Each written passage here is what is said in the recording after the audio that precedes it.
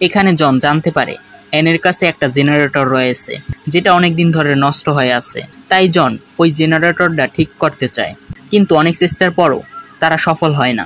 তখন জনের মাথায় একটি আইডিয়া আসে। সে বলে, আমরা ঝর্ণার পানির সাহায্যে একটি হাইড্রো ইলেকট্রিক হুইল তৈরি করতে পারি যা বিদ্যুৎ উৎপাদন করতে পারে, তবে এর জন্য অনেক কাঠ এবং আসবাবপত্রের দরকার। তখন সে পাশে একটি চার্চ দেখতে পায় যেটা ছিল কাঠের তৈরি। জন কাঠ বের করার জন্য ওই চার্চটি ভাঙতে চায় এবং এই ব্যাপারটা সে অ্যানকে জানায়। অ্যান জনকে নিষেধ করে কারণ সে ছিল ধার্মিক আর এই চার্চে তার বাবা কাজ করতেন। কিন্তু জন ঈশ্বরে বিশ্বাস করে না, সে বিজ্ঞানের উপর বিশ্বাস করে। তবুও সে অ্যানের বিরুদ্ধে যেতে চায় না, তাই প্রজেক্টে কাজ না করার সিদ্ধান্ত নেয়। জন মনে মনে প্রজেক্ট নিয়ে ভাবতে থাকে। সে অ্যানের কথায় কষ্ট পায় এবং স্টোর থেকে কিছু ড্রিঙ্ক এনে খেতে শুরু করে। পরে অ্যান জনকে ওই স্টোরে পায় এবং ঘরে নিয়ে আসে, কিন্তু জন অতিরিক্ত ড্রিঙ্ক করায় সে অ্যানের সাথে অসভ্যতা করে, যেটা অ্যানের খুব খারাপ লাগে। পরদিন সকালে জন নিজের ভুল বুঝতে পারে এবং অ্যানের কাছে রাতের ঘটনার জন্য ক্ষমা চায়। এতদিন তারা একসাথে অনেক খুশি ছিল এবং দুজনেই একে অপরকে পছন্দ করতে শুরু করে। রাতে অ্যান যখন জনের কাছে আসার চেষ্টা করে তখন জন তাকে থামায়। জন বলে, প্রথমে আমাদের একে অপরকে ভালোভাবে বোঝা উচিত, এত তাড়াহুড়ো করা ঠিক না। জনের কথায় অ্যান মেনে যায়। একদিন অ্যান ঘর থেকে কিছুটা দূরে হাঁটতেছিল, তখন সে ক্যালেব নামে একটা লোককে দেখতে পায়। লোকটার অবস্থা খুবই করুণ ছিল। সে তৃষ্ণায় অ্যানের কাছে পানি চায়। অ্যান ক্যালেবকে দেখে খুশি হয় এবং তাকে ঘরে নিয়ে আসে। তবে জন ক্যালেবকে দেখে খুশি হয় না, কারণ সে মনে করে ক্যালেবের শরীরে এখনও রেডিয়েশন রয়েছে।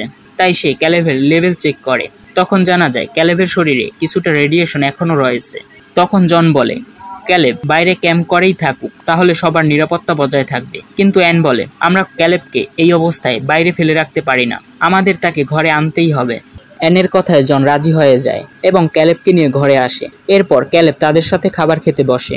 খাবার খাওয়ার সময় ক্যালেব জনকে বলে, তুমি রেডিয়েশন থেকে কিভাবে বাঁচলে আর এখানেই বা কিভাবে এলে?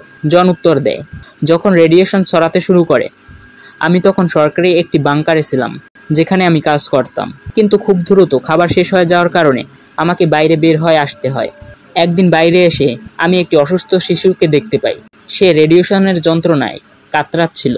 সে ওই যন্ত্রণা সহ্য করতে না পেরে তাকে মেরে ফেলতে বলে, কিন্তু আমি তাকে মারতে পারিনি, তাই তাকে ফেলে রেখে সামনের দিকে এগিয়ে যাই। তখনই অ্যানের সাথে আমার দেখা হয়। এরপরে ক্যালেব বলে, যখন রেডিয়েশন ছড়াতে শুরু করে আমি তখন আমার সহকারীদের সাথে একটি খনিতে কাজ করতেছিলাম, ফলে আমরা কয়েকদিন ধরে সেখানে আটকে ছিলাম। কিছু লোক খনি থেকে বের হতে চেয়েছিল এবং নিজেদের মধ্যে ঝগড়া শুরু করে দেয়, একে অপরকে মারতে থাকে। ওখান থেকে শুধু আমি একাই বেঁচেছিলাম।